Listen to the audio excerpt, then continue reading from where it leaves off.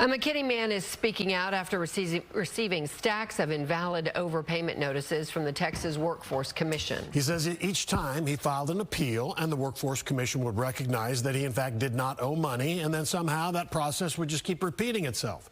Fox 4's Lori Brown is in Collin County tonight with the story. Lori. Steve, Robert Jacobs says he is speaking out about the problems he's endured in hopes of helping others who may also be bombarded by similar inaccurate overpayment notices. This is a year and a half worth of documents that were generated by Texas Workforce. It's a lot of paper. That's just for one person. Robert Jacobs works for the Texas Rangers and American Airlines Center. When the pandemic hit, his employers told their workers to file for unemployment due to the large number of canceled events. Jacobs did while submitting his hours for the days that he did work. 1 year later, the overpayment notices from Texas Workforce Commission began arriving. They range from about $100 to $400.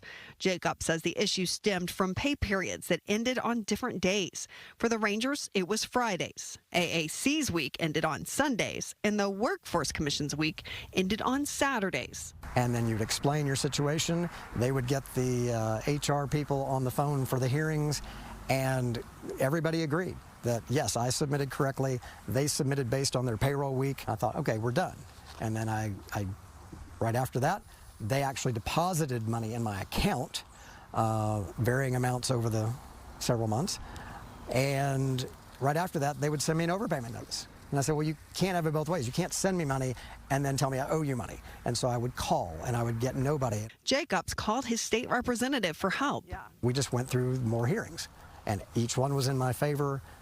Each one was reversed. They would send me more money, and then I would say, well, you know what's about to happen. I'm going to get an overpayment notice. Did it feel like you were stuck in Groundhog Day? Yes, exactly. And I kept going through the same maze. We can see the amount of paperwork here. What we can't see is your time. How much time has this cost you? Many hours, because each hearing probably lasted 45 minutes to an hour. And on some days, I would have 3 hearings, back to back to back. We reached out to TWC to ask if the executive director would answer our questions about why this happened to Jacobs and how many more are impacted by the same problem.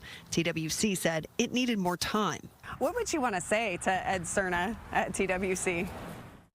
Fix the problem. Address the problem. Once again, Jacobs received a call today that his issue should be resolved and he should not be receiving any more overpayment notices. That said, he's hanging on to his documentation. TWC said they should be able to get us a statement Monday.